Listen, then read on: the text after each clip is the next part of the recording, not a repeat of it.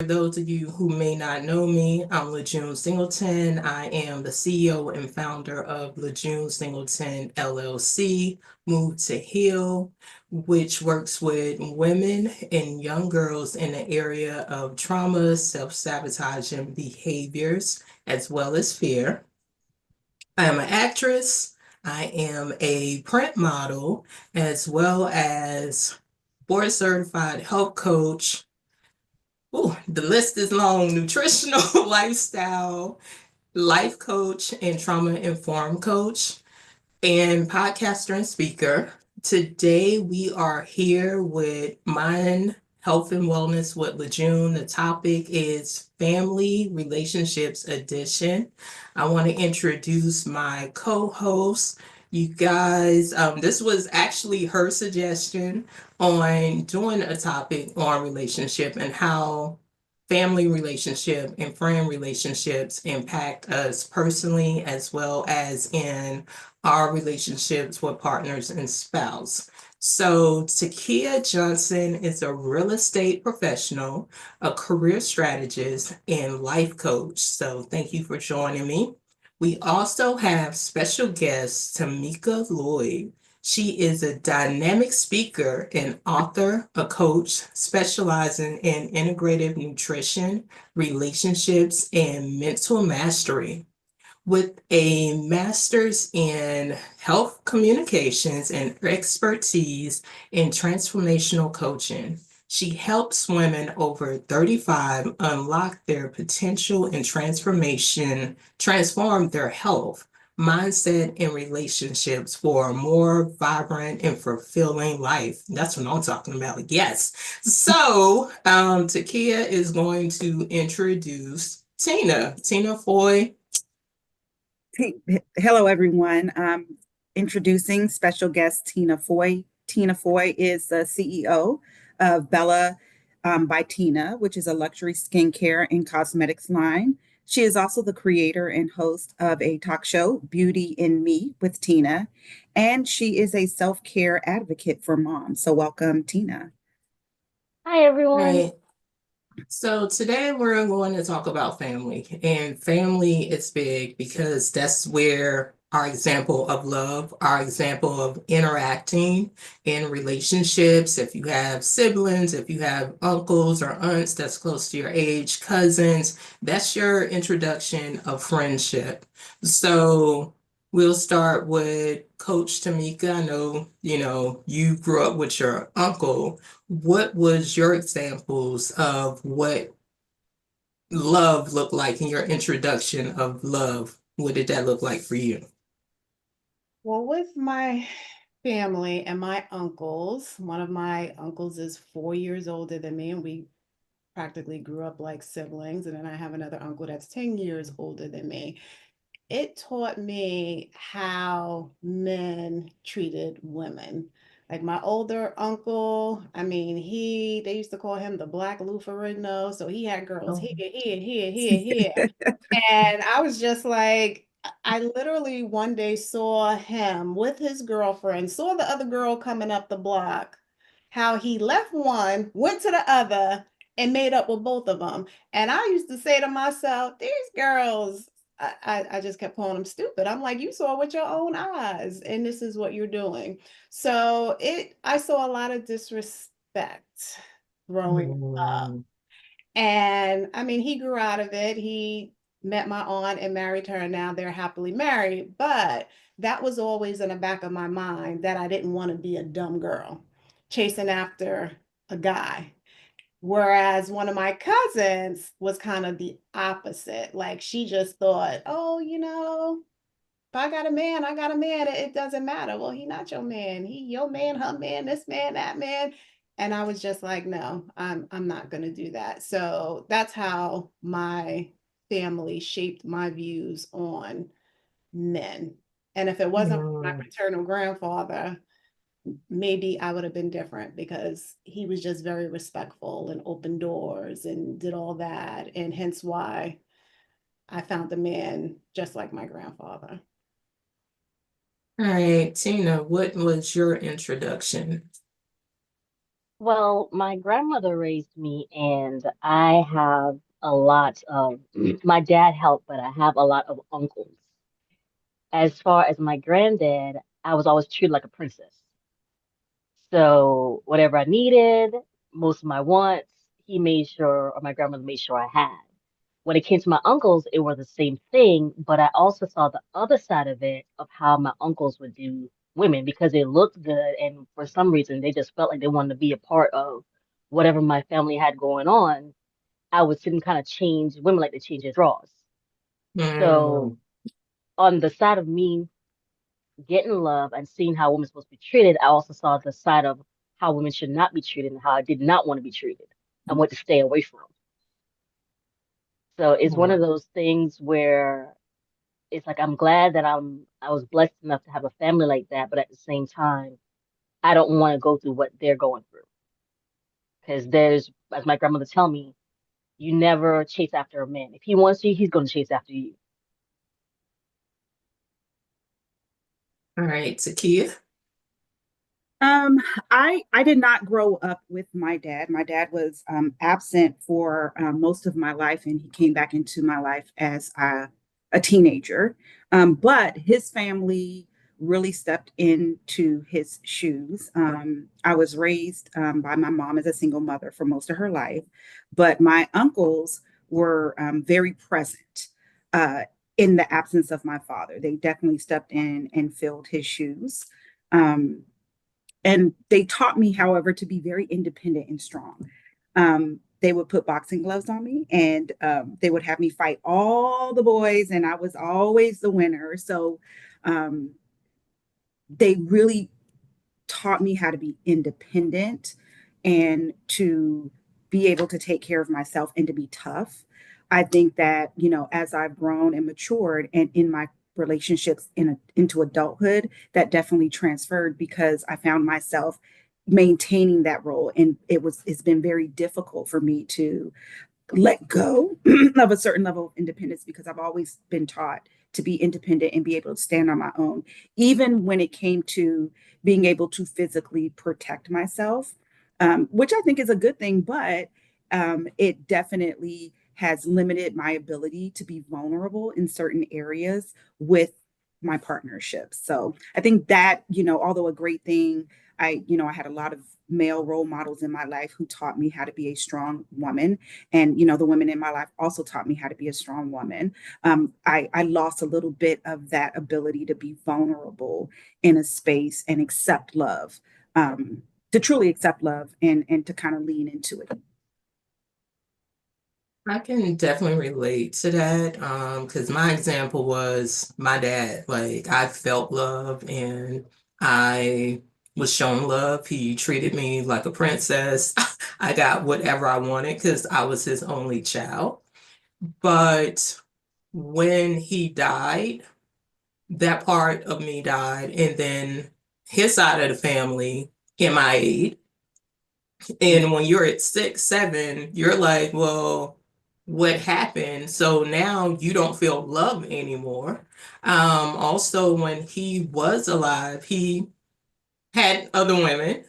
He would take me with him to some of his girlfriends' house. It was never anything, inappropriate he would do. He would take me. And seeing that, I knew even if I broke up, if I wanted to talk to other people, I would end the relationship because I never wanted to hurt anyone. Same thing, like, Tamika said with her cousins. I saw my cousins playing girls and them saying to me, don't do this and don't do that. And I saw how they treated them. And I was just like, oh, I don't want to, be looked at as a hoe. I don't want to be looked at as a certain way. I want to be looked at as, someone who is respectable. And that was definitely in seeing women, also the women that my dad was dealing with, these women knew he was married. They knew he had, a child, well, 2 kids because he raised my sister, but they lowered their standards and I was like, I don't want that being me. So I think, from that, it took away the vulnerability. I'm still working on that now, but it was that fear of if I love too hard, I would lose the person, even if they walked away or they died. So that carried over in many relationships that I could not commit to. So those were some of the examples for me. And I know, Tamika, you lost your parents at such a young age. How did that help you in navigating relationships and being able to trust? Don't. You don't trust people. And Mhm. just like with you and your dad, it's the same. I lost my parents, both of them when I was 14. And for me, it was I could never love someone as much as I love them because then they're going to leave. Like either they're going to leave by cheating or they're going to leave because they're going to die. Definitely had like abandonment issues. And then to have them die and then go through all the course of being homeless and this and that, like there is no trust. So I laugh with my husband to this day because I remember when we first started dating and he was just so nice and so genuine, and I was always like, that other shoe was gonna drop. I'm just like I was expecting it, and 15 years had passed, and then I was like, oh, well, I guess this is really who you are. There's no other shoe. So it was hard because you want to trust, you even if it's on a friendship level, you want to trust, you want to be able to show someone who you are, but it's always that piece of you of no, because then I'll love too hard or too much or whatever. And so I always kept people at a certain distance. And, now at this age, it's a little different. I've kind of learned that if I really want to get to know someone, I'm going to have to really be me. And if they Mhm. leave, they leave. What's the worst that I always played a what if game? What if they leave? Okay, then they leave. I'm still going to be okay. So, but trusting, it was a no-go. As soon as you did something wrong to me, I was out. I didn't even have to say anything. I'm just out. Out. So, so I was listening to something recently, and it was they were discussing that concept. If someone does something to you, just kind of abandon, you leave, you don't even necessarily give them the opportunity to kind of have a discussion with you to determine like where was the ball dropped, what boundary did I cross, how do I not cross that boundary again. um, so when you say you would just leave, like what work have you done to kind of be able to communicate to others prior to just dipping out and saying, I'm not going to be in your life anymore? Like, this is what my boundaries are before they even get the opportunity to cross the boundary. Have you worked? I know you do relationship coaching. So, how do you set boundaries in friendships, in your relationship with family, and your romantic relationships, so that those boundaries don't get crossed? And do those help you trust more?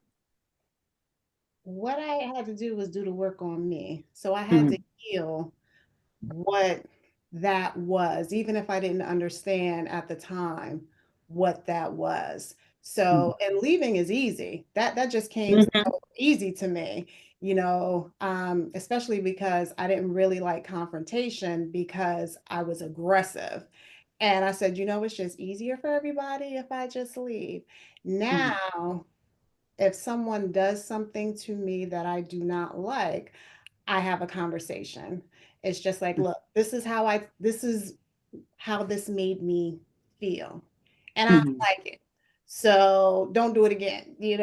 And for the most part, that has helped in all of my relationships. Mhm. um, because and it's helped me. It's just helped me become better because now I'm able to say probably a little too much now, of what I like, what I don't like, what I am going to accept.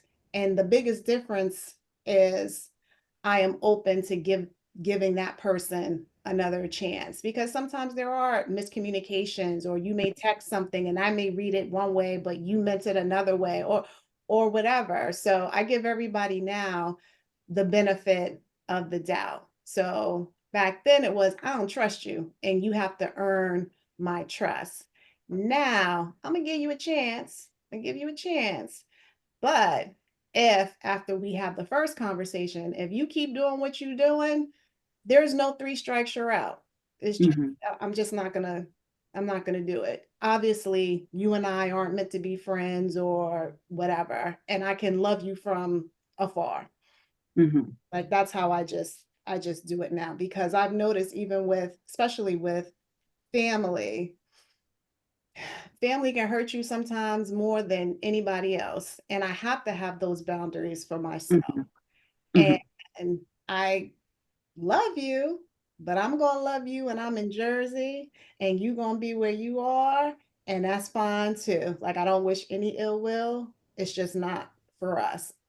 And so that's how I've learned how to deal with it. But you can't deal with it until you deal with the hurt, rather that's with therapy or whatever. And I've done a whole lot of therapy. And it makes you happier, well, it makes me happier to know that um it's okay if somebody disappoints me, because I don't have any expectations anymore. Before I had expectations. Now I Mhm. don't. Right, Tina. So how has family dynamics in any way, or maybe not, your experience when it comes to trust in your person with yourself, friendships and personal relationships? When it comes to family, I have taken on this. Family is not only blood. Family can be people that keep it as the, for better lack of words, 100 with you. They're very, you know what, I love you, but you're wrong for this. This is how you should have went about it, or this is what you need to do, or that doesn't look good. They're not always the yes people. They're not going to go behind your back and say whatever. They're going to come to you like, you know what, I love you. I don't want you to take this personal, but you need to work on this. Or they celebrate your wins with you without having any malicious intent. They're happy to see you succeed, and they're willing to help you, whether it's just sharing with people or even just having a conversation with you and letting you know that they're proud of you. So family is not only blood for me, it is people that you can trust, that you know at the end of the day, if you were to hit rock bottom, they're still just there for you, even if it's just for an ear for them to listen to you, just cry or and say how you feel. So for, as far as that goes, family is people that I don't mind eating with. I don't eat with any and everybody. So if I eat with you, I consider you family because I trust your food. So it plays a big dynamic. I had to learn that, and it hasn't been a whole a long time since I've known that. It's something that I've learned over the past couple years. People that I thought were my friends weren't actually my friends. They actually had ill intent. Mhm. And weirdly enough, I didn't see it because I've known people since school, since middle school. I've known them for years. We're working on like 20 years of friendship. And it would took my husband to tell me, hey, they don't mean you well. Just kind of, I know you kind of had this mask over your face because you've been friends for so long, but just kind of sit back and look. When you're mentioning your goals, when you're mentioning your dreams, when you're mentioning business, or you're just having a really great day, see how they respond.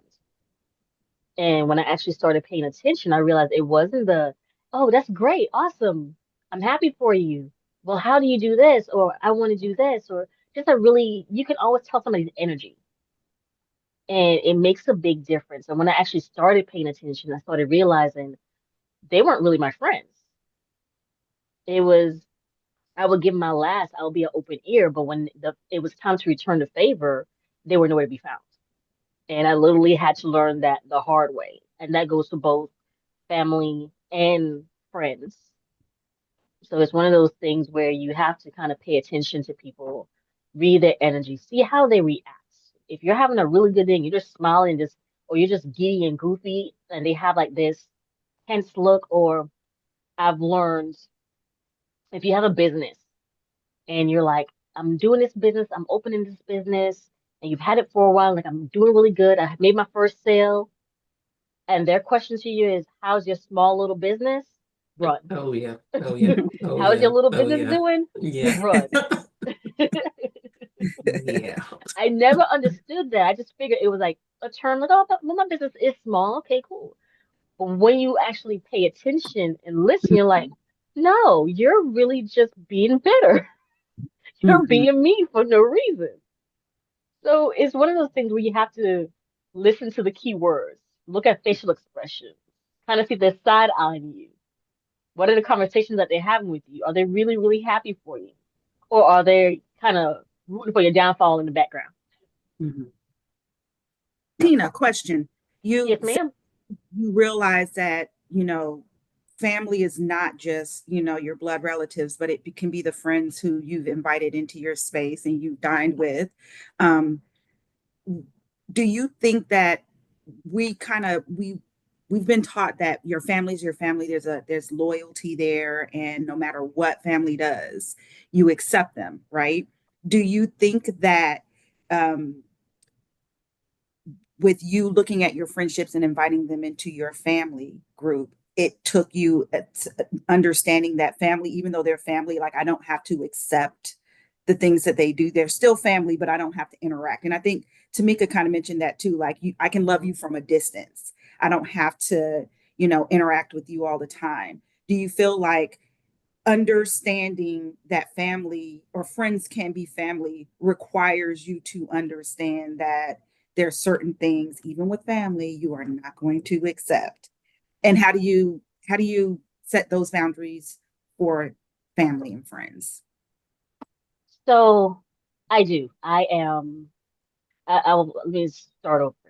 When I was younger, I was a people pleaser. I had Mhm, to be a perfectionist. I had to make sure everybody was happy. I had to make sure everybody liked me. And that was just me because I never knew of jealousy and bitterness and hatred. I didn't grow up around it.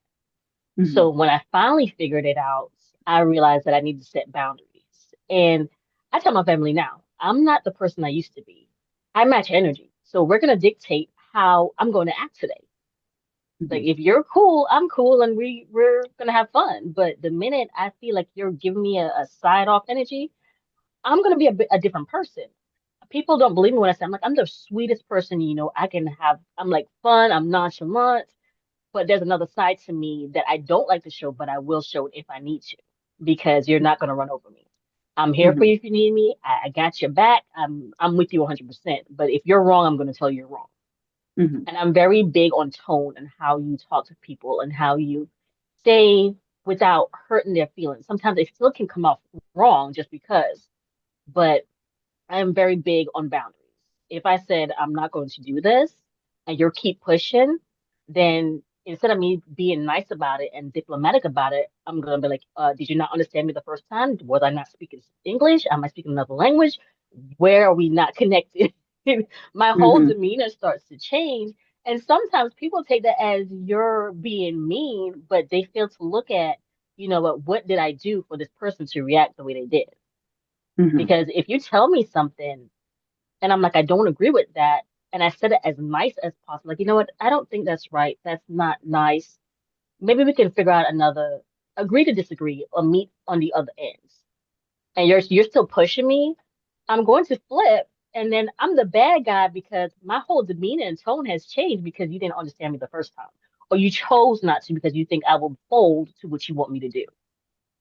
So with family, friends, boundaries are very important because sometimes family misconstrued because they're family. They can do whatever, they can say mhm, whatever, they can treat you however and get away with it. mhm. And that's a big no-no. Yeah, yeah. That's something that I've been learning and working on is establishing boundaries with family. Um, like I said, I grew up as a single, in a single parent household, and I there was a lot of responsibility put on me. My mother, she was in school full time, she was working full time.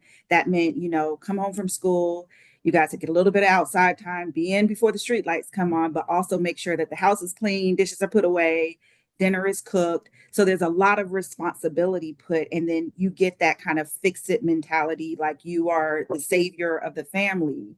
And it can be draining. And then if you're not setting those boundaries and then allowing space for whether it be your friends or whatever it is that you accept as pouring into your cup to refill you, then this like people are always taking from you.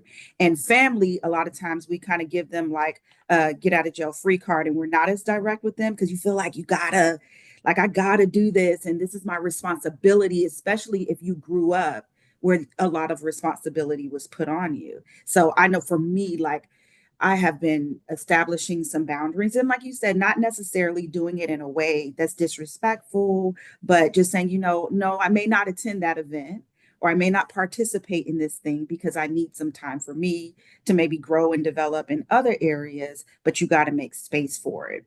And there's some family members that are going to accept that, and some that are not.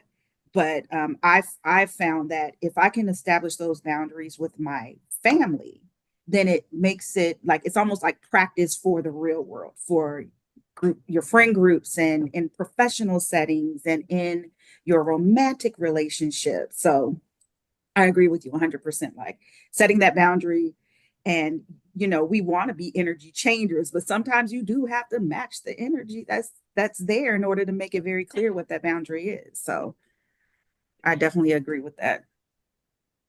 And You do Takia, it. go Sorry. ahead, Tina. No, go No, ahead. I was gonna say, oh, you do. It's not fun at times because you don't want to bring the other side out Mhm. because you don't want to say you don't want to stoop to that level, but I don't take it like after setting my boundaries and realizing that I have to match people sometimes. I don't take it as being mean or being spiteful or just negative energy. I take it as you're not understanding the one way I'm saying it. So maybe if I can relate to you in the way you say it and show you how you're reacting to me, it might get you to understand better. Mhm. And I think if people would realize sometimes it's not always what you say, it's sometimes how you say it and how your Mhm. demeanor comes off when you're saying it that kind of can rub somebody the wrong way and they can misinterpret what you're saying. Because you could probably be trying to understand, well, you know what, I understand you can't make it, but the way you're saying it and your demeanor is saying, like, you know what, you need to come here no matter what you got going on. Yeah, yeah. And we need space sometimes so we can love on, like we talk about our relationships with everybody else, but we have to develop relationships with ourselves. And that means making sure that we have time for us and we're not allowing all these different relationships that we're like interacting with because they're all intersectional and crossing over each other. And I find that the relationship we establish with ourselves is often the one that's most like neglected. We don't feed into ourselves. And a lot of times we expect other people to refill the way we're filling them up. But we got to learn how to get it from us. So, yeah. Self-love. I Self, am big on yeah, self-love. Love yourself first that's because if your you do thing. not Self love love. yourself, no one is going to love you like he can love you. If you Yeah. do not love yourself, you cannot take care of anybody else. Yeah. Most True. And definitely. Tina, you said something really big, but sometimes I receive that differently with people when you tell somebody no.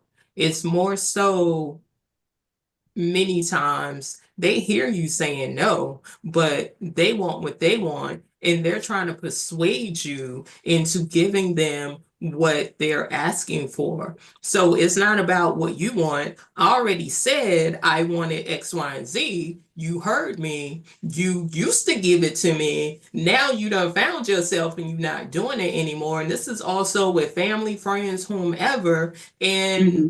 they don't understand how it affects you mentally, physically, emotionally, at all. It's more so of no, you gotta do it because I'm your mom, I'm your dad, I'm your aunt, I'm your grandma, I'm your kid, I'm your husband, I'm your partner, whatever.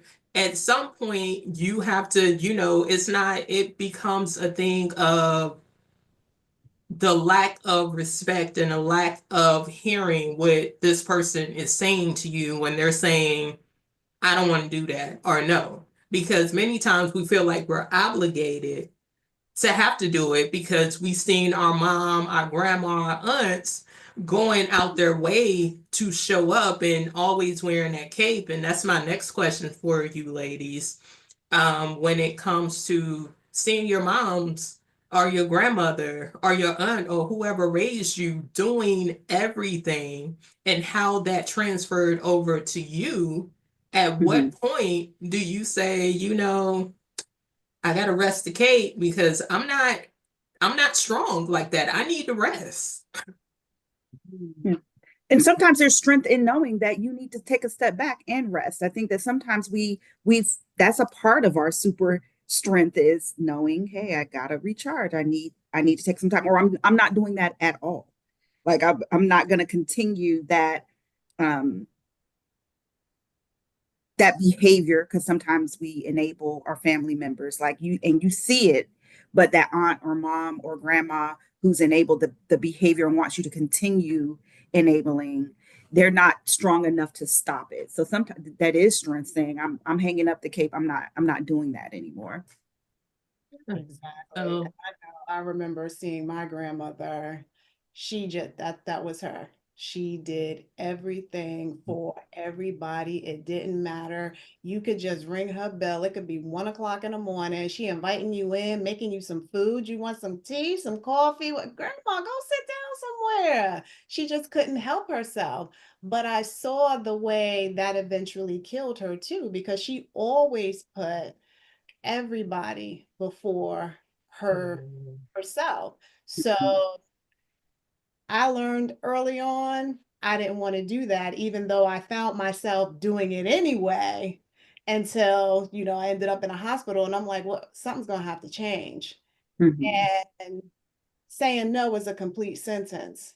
And I had to realize that I taught people how to treat me. So you're right, LaJune, when you say no, and they're like, but no, but you always do it. And then you're saying no again, and then they're still pushing. It's like that child. Once you give in, they're like, aha, so I gotta ask 3 times before she'll give in. It's just crazy. But seeing my grandmother taught me so much. She was just a wonderful, wonderful woman. But my goodness, she would do anything for you. And it was at the sacrifice of herself. So, like Takia said, strength is saying, no, I got to do this for me. I'm just going to go rest. I'm going to do whatever. That is strength. And unfortunately, if people are so used to you doing everything, they're not going to get it. They're just going to keep pushing you until they realize no means no. Mhm. That is so true. I did watch my grandmother do a lot. She would work, she would come home and clean, but she was also very particular at how she cleaned. Like we all helped, but she was very precise on how things are supposed to be cleaned and where they're supposed to be put. And I think that kind of rubbed off on me because I am so OCD when it comes to cleaning. They say when you have kids, it gets better. Oh, you're not going to be so OCD. You're just going to be putting, it actually got worse. I have two boys and I am OCD like no one, like even when they were babies, I was OCD. And I had to learn to let my husband help because before he would work and I was like, don't touch anything. Let me, by the time he get home, dinner was done, kids were rested, everything was cleaned up, we're good to go. And I had to learn, like, look, if he wants to help, let him help. Because he'll get off work and he'll help with the laundry and he'll make sure I'm good, give me my space. And because we watched the women in our lives do everything, we figure we have to do everything.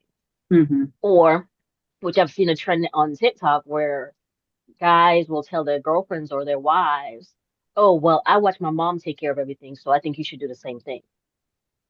No, because that's why we're aging faster. That's why we have diabetes, why our hair is falling out, why we're gaining weight. You want all this perfection, but you're not taking the load off to help her as a partner so she can maintain her mental, her physical, and still be the woman that you're looking for. Our moms didn't have a choice technically because that's they even though grandpa dad was they were great as far as kids go, we don't know, or we did know what our moms are going through on the relationship side of it, and knew that she didn't have a choice but to take care of everything. But if you realize that you set boundaries and make sure that you don't try to wear that cape all the time. That cape needs to go to the cleaners and take a break and go on vacation while you get yourself together. And then once you're mentally ready, once you're physically ready, then you can put your cape back on. And if you want to be Superwoman, go ahead and do it. But if someone offer help, and I had to learn that myself, if your spouse or friends or anyone that truly loves you offer help, take it. There's nothing wrong with accepting help because you may not see it, but you may actually need it so you can take that break. So that is one of my lessons that if it wasn't for my boys, I probably wouldn't have noticed that I was so stuck in my ways of independence and being so OCD, trying to control the narrative for everything and making sure everything was pristine that I wasn't even accepting the help from my husband. Mhm.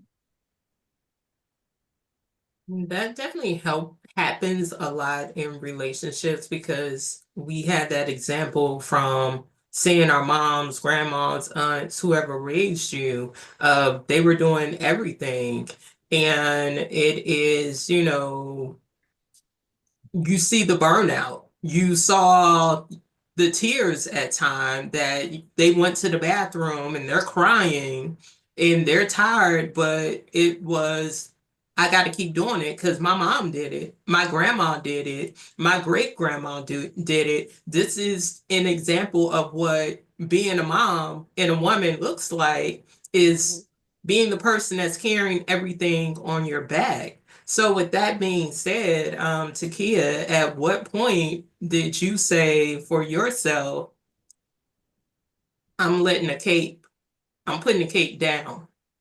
I seen my mom do it. I saw my aunts do it. When was it for you, being a mother to, when was it for you that you said, enough is enough?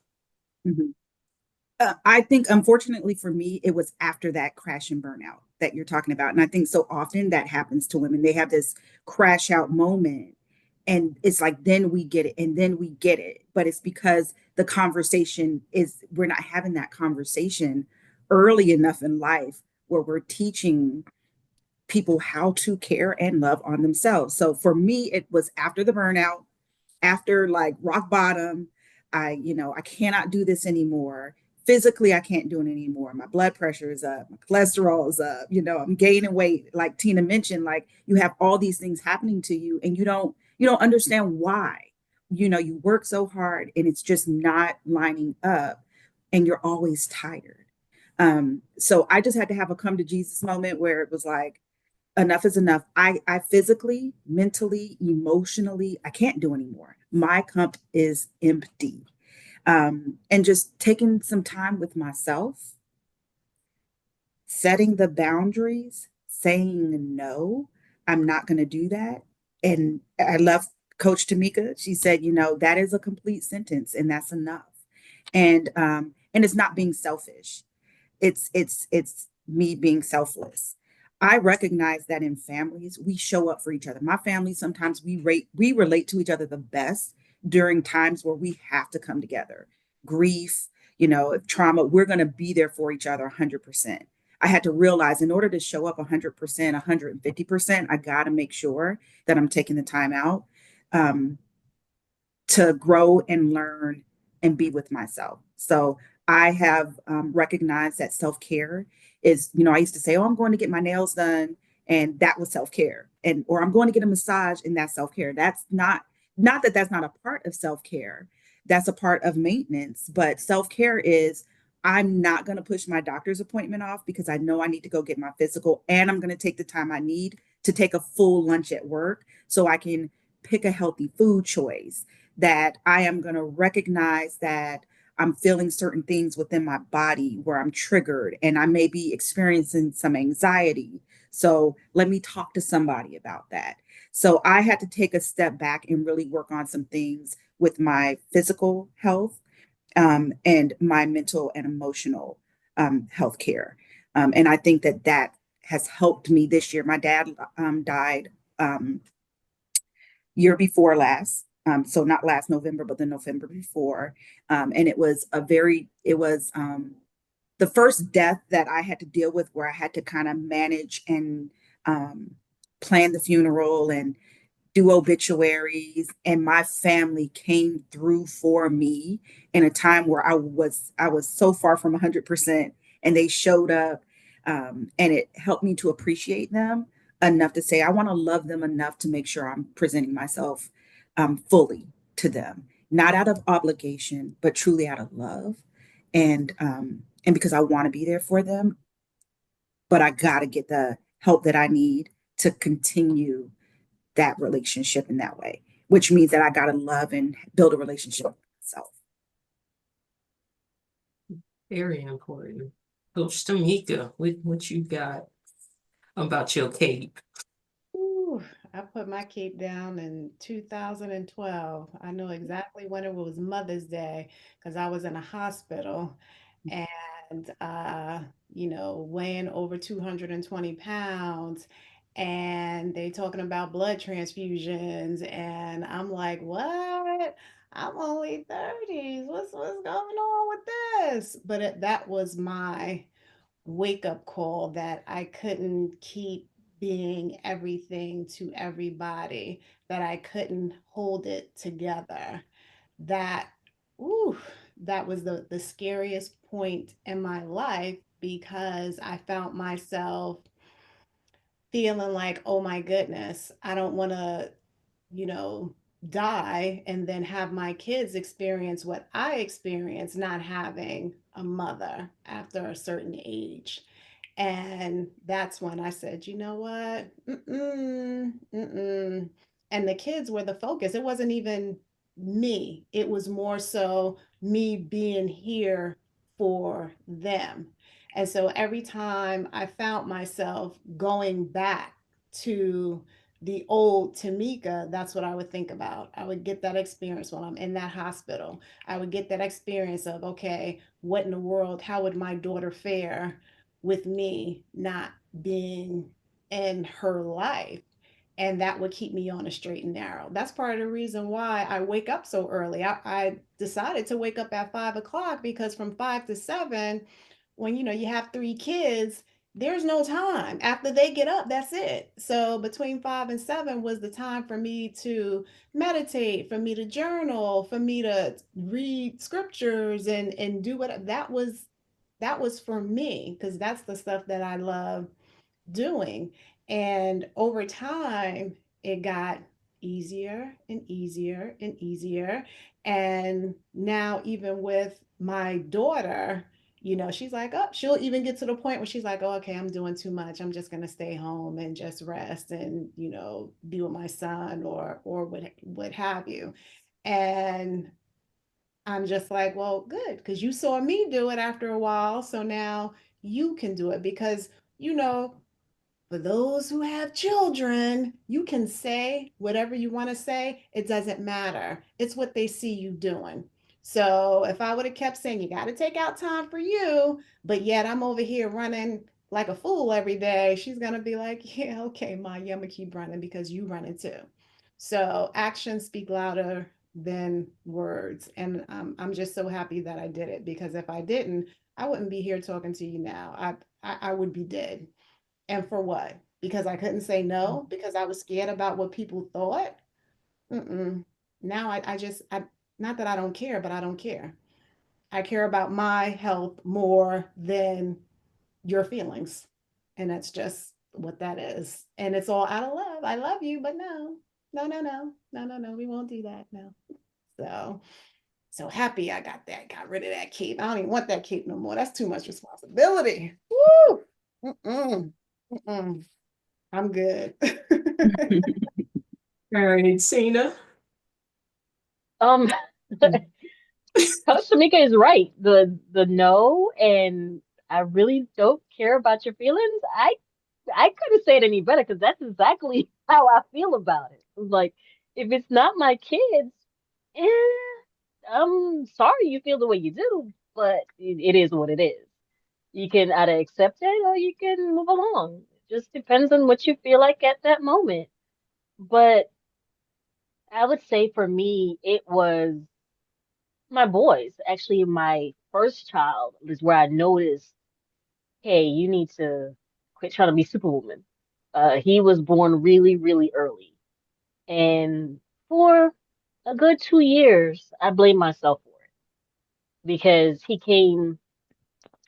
he was in the NICU for almost 3 months. He was 1 pound. Oh, wow. And I literally blame myself because even though I was pregnant, I knew I was pregnant, I couldn't keep still. I had to keep going, keep telling everybody yes, keep doing all this stuff instead of accepting help and sitting my butt down somewhere. So for a good 2 years, I blame myself because I'm like, okay, maybe had I sat down, maybe had I accepted the help, maybe had I just relaxed, that wouldn't have happened. And it took me a minute to realize that God makes no mistakes.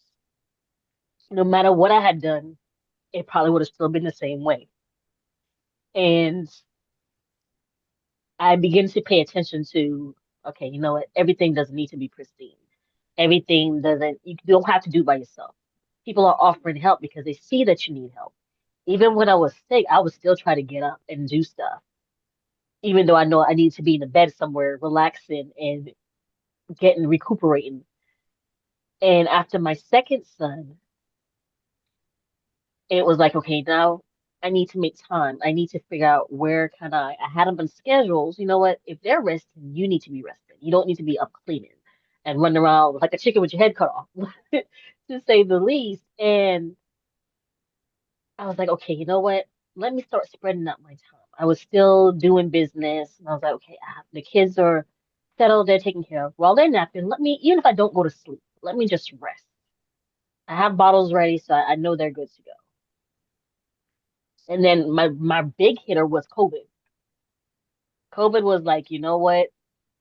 Since you don't know how to sit down and you're working because the kids are now in school, but you still don't know how to, you know what? Let me take 24 hours, 48 hours and see what this really is.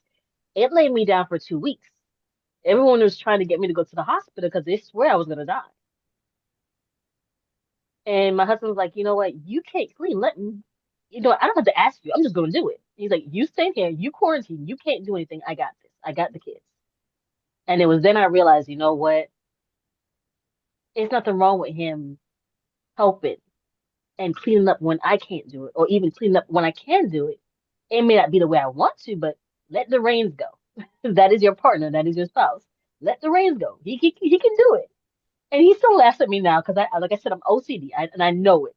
And we laugh about it because he will clean, and I don't know how we do this. I haven't really studied it, but if you're OCD, you know things are not exactly where you left them. It could be a centimeter off, but you know it's not in the area. So of course I go moving around stuff, and I have to tell myself, sit down, leave it alone. It's clean, it's not dusty, everything is wiped down and sanitized. Let it go. So I think COVID was a major kick in the butt that was like, you know what? You have a spouse that wants to help. Even your kids that not sure what they're doing, but they know they want to help because mommy's down. Let them do it. Take the cape off. Send it to the cleaners. Put it on vacation. Sit back, relax. They got it. Don't touch nothing. And it's still a process. I'm not gonna lie to you because there's times where they're cleaning up their stuff and I'm like, and I have to tell myself, don't touch it. Because even though I mean well, and it's very hard for me, they can take it as, okay, mommy don't like me touching stuff, or my wife don't like me doing anything because she's always correcting. So I always have to remind myself, just let it go. It's clean. It's not the way you want it, but it's clean. Let it go. So that was my kick in the butt. And like I said, it's still a process for anybody that's really OCD when it comes to things like that. Let it go. You have help. Take it. Think of something else. Put your mind on something else, and eventually you will forget about it. So that's my piece. That is true. So, ladies, what do you think the stigma or the fear around receiving help is? Because we've all experienced that where people try to help us and we're like, no, no, no, I got it. Mhm. Where do you think that comes from? Do you think it comes from seeing family? Do you think it was something that was instilled in us? Where do you think that came from? Well, I think for me, we talked about in the beginning, like how our family showed up and how it affects us with our relationships now. And I mentioned that my family, especially my uncles, they taught me how to be very strong and independent. So it was very much instilled in me that if you let somebody do something for you or help you, that it reflects. And I don't think it was done purposely, but there was such a push for independence that it made it seem like I wasn't as strong as I should be, or I was opening myself up and being vulnerable in a way that I could be taken advantage of if I um, if I let people in. So there's always been a wall there because I remember my mom was like, she taught me never take nothing from nobody. If you take a gift or you take this, she would have conversations with us before we went into like a visitor, we were going to visit someone.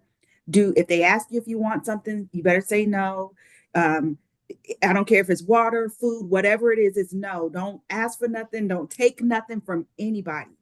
Came home from school in maybe the third grade, and I remember this boy had given me a gift, and she threw a fit, which she should have because he stole it. But it was like, if you take this gift, they're gonna expect something from you.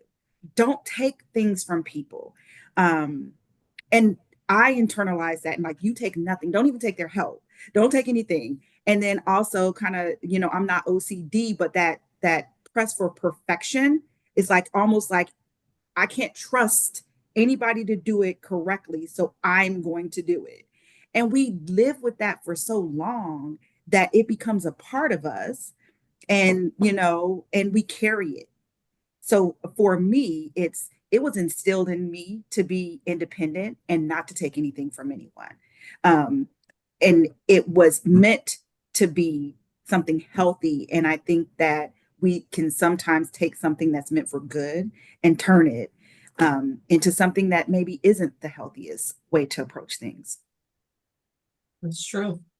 Tina, where do you think for you the stigma or the came from or the fear came from around health in your family or just, your experience in life?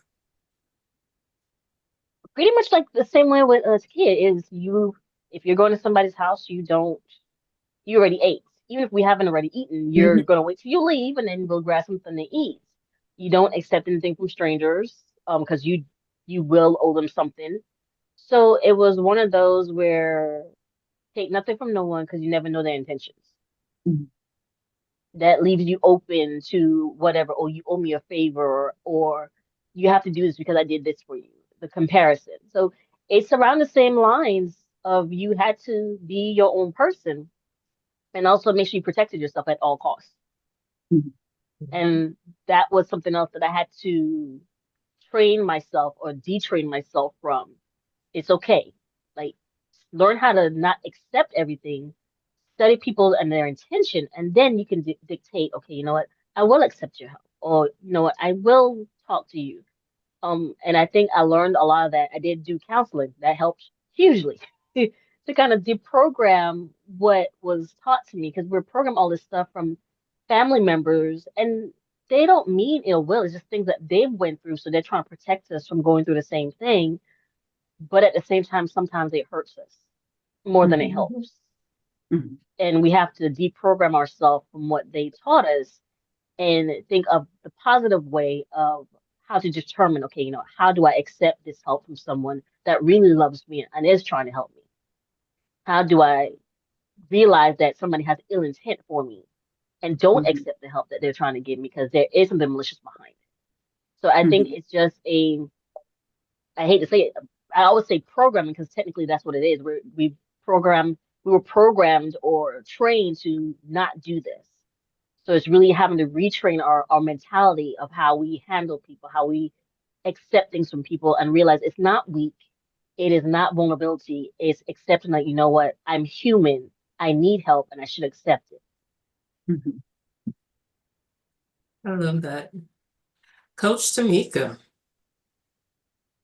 I never really asked for help because I never saw any women in my family ask for help.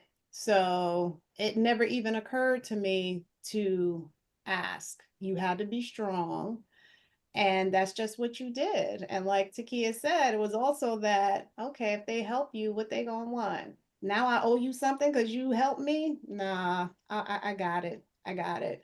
So it's definitely something that was ingrained in me at an early age with the women in my family. They are all strong-minded, they are all strong-willed, and my great aunt who is, the only one that's still alive from my grandmother's siblings. She's still like that, and she's in her 70s. She don't ask nobody for nothing. And Mhm. so to grow up like that, it was just ingrained in you not to, because I don't want to owe you nothing. So I'll just find a way to do it myself. But again, through therapy and just, breaking that barrier around my heart, I realized that it's okay to ask the help. And if you're surrounded by love and you're surrounded by your family and friends and they're offering help, then odds are they're not going to want anything in return. They want to really help you. And Mhm. that was something big for me. And I'm not going to lie, I think it took me years for me to ask for help and not feel guilty for asking, not feeling weak for asking, not feeling any type of negativity. It took me years to do it. But, I'm glad that I did because then again, it taught my children that it's okay to ask for help, and especially my daughter because she is type A, just like her mother. And it's a lot. I mean, my sons, they be like, Ma, they ain't never had a problem asking for nothing. Never had a problem asking for help. But my daughter, I got it, I got it, I got it. So if only I can go back in time. Woo, mm, so family can do a real number on you. They don't mean to. They just doing the best that they can with the knowledge that they have. But it's up to us to figure out what actually worked and what isn't working and how to change what's not working so that we don't repeat the cycle to our kids. You don't blame them. They can't, you can't even blame them. Can't even blame them. So it's, what's not working? How can I change it? How can I make me better so that I'm a better mother, wife, sister, friend? So, As we're getting close to wrapping up, final question. What lessons have you learned from parents, grandparents, aunties, whomever, that you made a choice as a parent, as a partner, as a wife, that you decided, you know what, I'm not carrying this over in these relationships? We will start with Mr. Kid. Ah. Okay. I learned or I watched um, the women, my mom, my grandmother, and my aunts really enable some of the men in my family. And I was listening to Coach Tamika, and she said her sons have no problem asking daughter, like, no, I got it. And I can relate to that because that's what I saw. So I have not continued that into my relationship with my children. My son, I force him to be very independent. I do not enable him with certain behaviors. And I try to treat him the same way that I treat my daughter. Now, the girls will say that he gets treated different, but that's because of the age difference. but and probably, my growth, because there's about a 10-year difference between them. But I recognize now where I am, like, oh, I see that as a pattern, and I see how that's affected some of the men in my family. So I want to make sure that I break that cycle by empowering him, by giving him tools to be successful, by having the same expectations of him that I would have for my daughter, so that he can show up for his partner. He can show up in the workplace, and we're teaching him the skills that he needs to be in relationships where he is also participating and not just taking from those he is with. So that is one thing that I am trying to break cycle. Coach Tamika? I think it's what I try not to pass down, only time will tell though, is to be more present, to be more loving, because my mother was not the most affectionate, motherly type. She didn't like no touchy feely. That just wasn't her. So once I had, especially my daughter, because my sons are my stepsons, it was more of how to be more present with her and showing more love to her while teaching her that she matters and what she thinks matters and what she says matters and who she is matters, because those are all the things that I didn't get. Because yes, the women were very independent in my family, but women were also looked at as second class citizens in my family. So, what I wanted to teach her is that you matter. It's not, kids are meant to be seen and not heard. No, what do you think about this? What do you think about that? How does this affect you? So that she can be more in tune to her feelings and her wants and her needs. And when we didn't agree, it's okay for you to be upset. It's okay. If I was upset with my mother, she'd be like, "You want something to cry about? Because I could give you something to cry about." With my daughter, it's like, no, your feelings are valid. It's okay if you're sad. It's okay if you cry. It's okay. So that is the what I think was very important for me being a mother, was to take on some of the stuff that my mother did with me, responsibilities and all of that, yes, but to show more love and affection. And she knows she's loved, and she's a phenomenal, young person. And when I see her with my grandson, I don't even know where she came from, because I'm like, you much better than I was at that age. So I think, I guess I must have done, something right, because she's very, gets on his level, and I'm like, boy, ain't God good? Ain't God good? So yeah. All right, Tina. So I would say, uh, there's a couple, but I would start off with my kids. I treat them the same way. There's an age difference, but I make sure that they understand that mommy love both of you. There's no favoritism. There's not one getting special treatment than the other. If you do something, both of y'all can get in trouble. And to always have each other's back. Like, I don't care what's going on, make sure you have each other's back. Let each other know when you're wrong, but make sure you're always down for each other and you're going to protect each other. And then the I'm trying to see how to word this. It's okay to cry.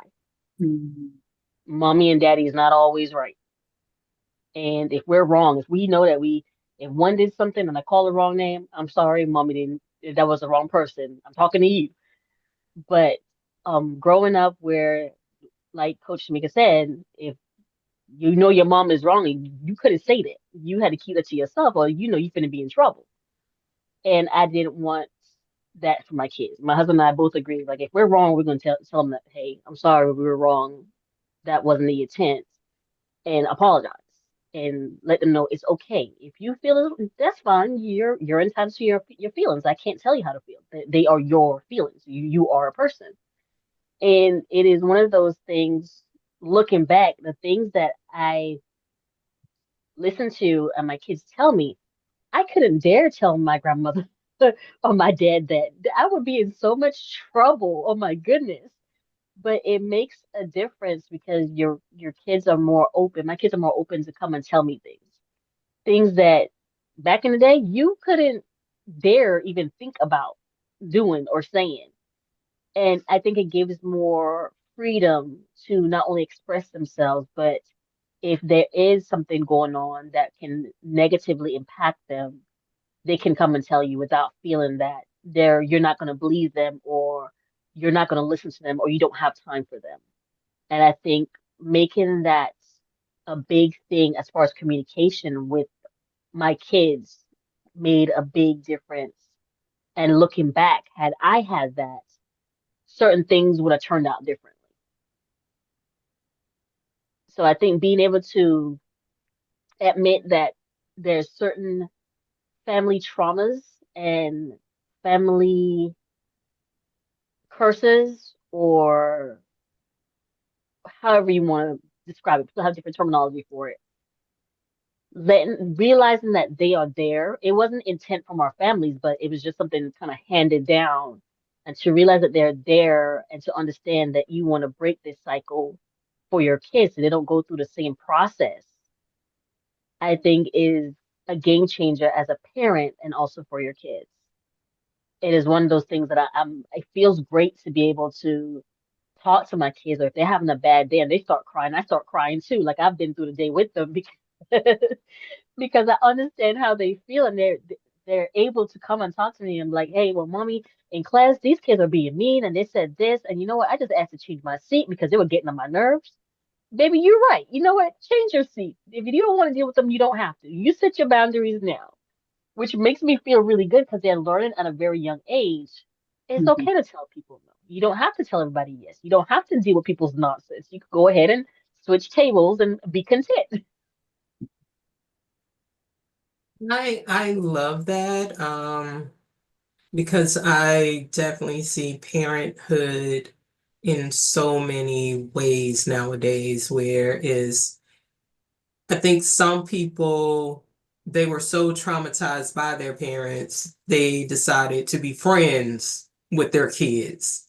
And they don't know how to separate the two, because when you tell your kid, you know, Johnny, don't do that, and Johnny like, who you talking to, home girl? What? We cool, we buddies. You you can't no. So I think it's that line because people don't want to have the same behaviors as their parents had with them when it came to the spankings, when it came to not hearing them, seeing them, attending activities that they were doing, things like that, where they don't know how to draw the line.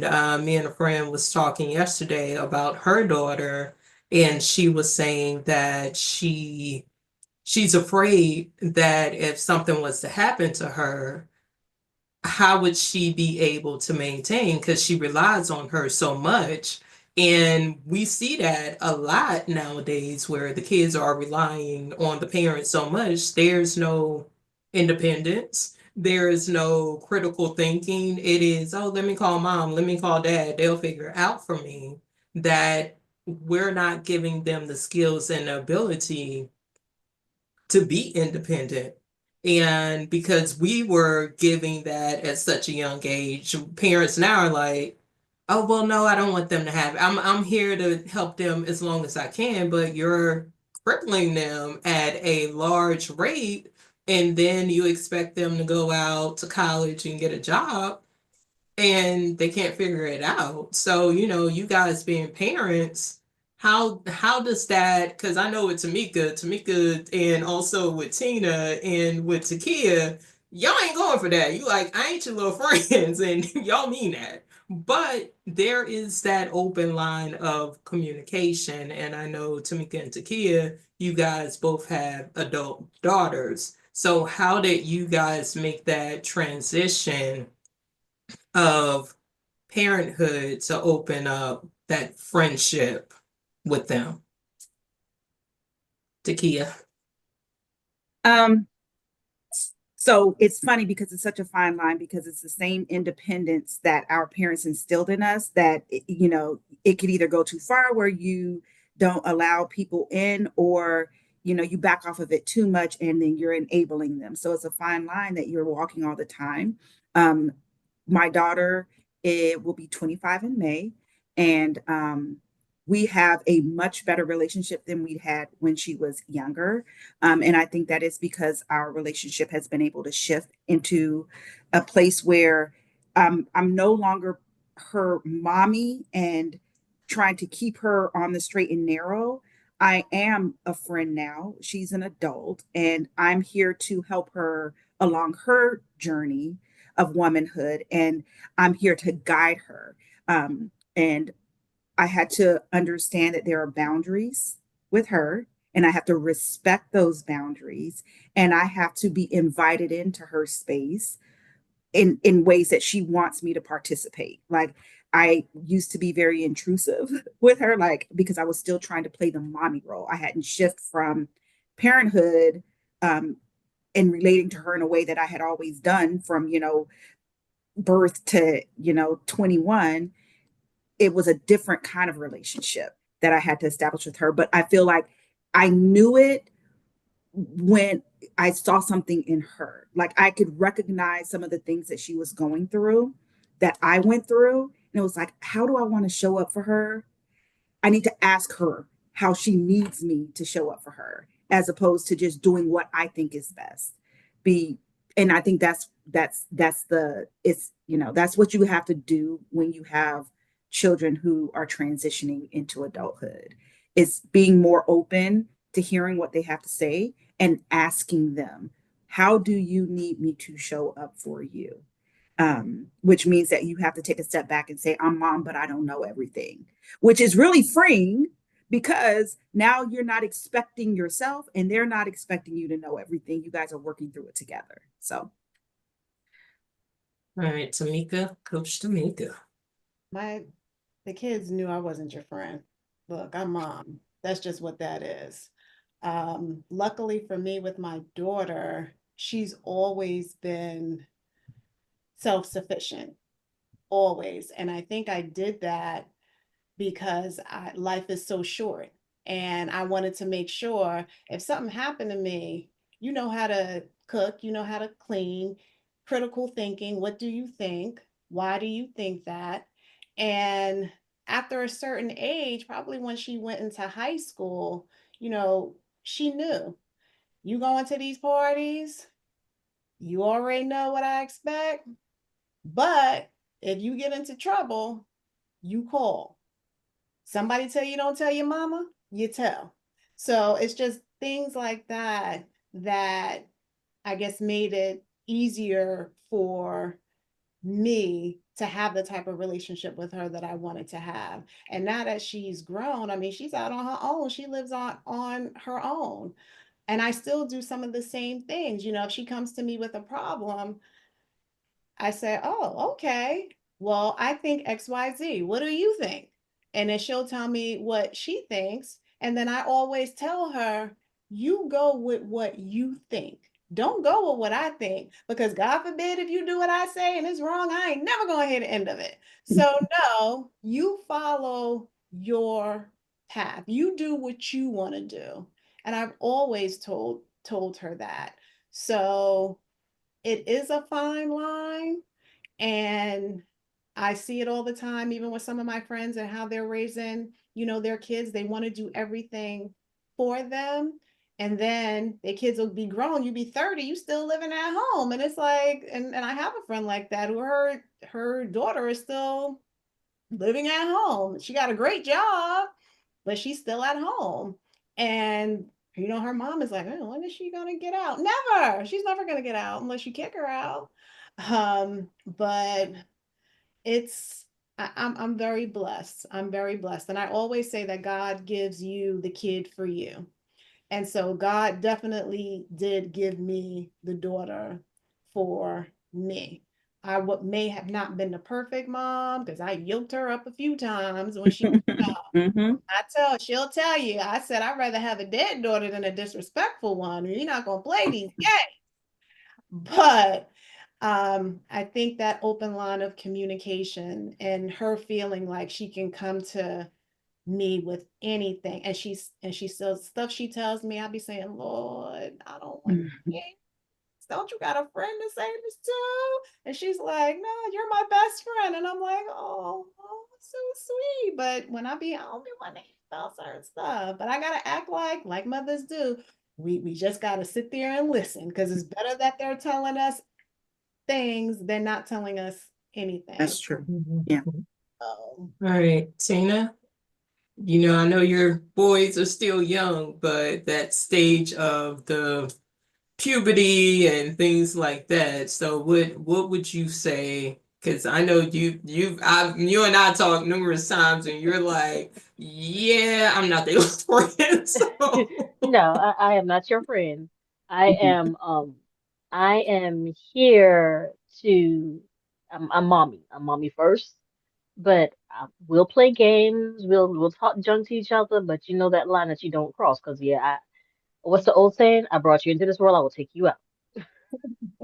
So, so they know there's certain things that they don't say or do, but they know they have the right and the freedom to say how they feel, what they want to talk about. And it's just one of those things where I'm here if you need me, but you have your little friends to do all the other stuff with that you can get away with. But mommy and daddy, we're not the ones. We're here if you need us. Where I'm my husband say I am lovey mommy because I always want kisses and hugs. And he's one daddy because they always wrestling and playing video games and stuff. But when it comes to discipline and having respect, we gonna always have that first. I don't want your teachers or anybody coming to me talking about you were disrespectful because we're gonna have a problem.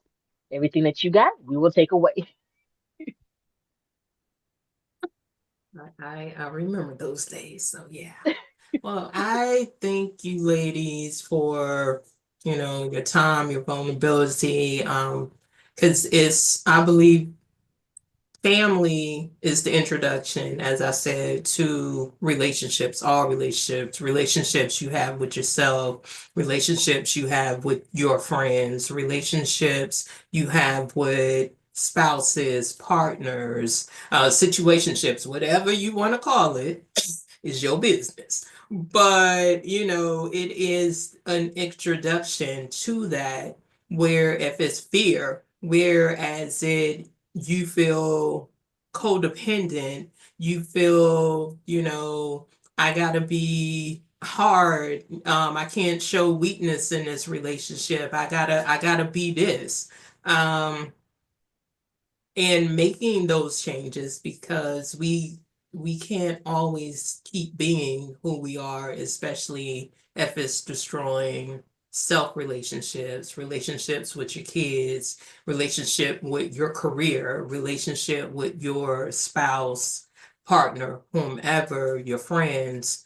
You have to start examining where did this stem from, and sometimes it stems from family and just willing to acknowledge that and make those changes and say, you know what, I love so and so, but I don't want to be this person anymore. You did the best you could with the tools that you had when it came to me, but I don't want to be this anymore. And I think that's very important because we got more and more people that's just jumping into relationships or sexual ships or whatever you want to call it, and they're not getting to know anybody. They're not willing to have conversations. And I think communication is a huge thing. They're just jumping into stuff.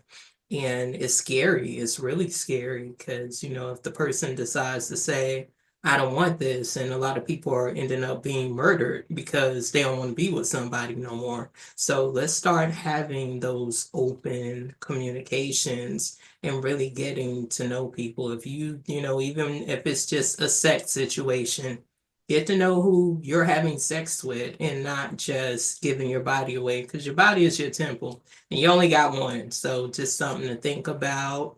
Um, Takia, any closing words? Thank you, ladies, for the wonderful conversation. I'm looking forward to tomorrow's conversation. I think we started at the perfect place where we're really diving into where it began, and tomorrow we'll discuss how it showed up in our other relationships. So, thank you, guys. Coach Tamika, any closing words? You can't hear you. Yeah. No, Oh, I can there hear we you go. now. I was about to say I didn't even move. What's going on?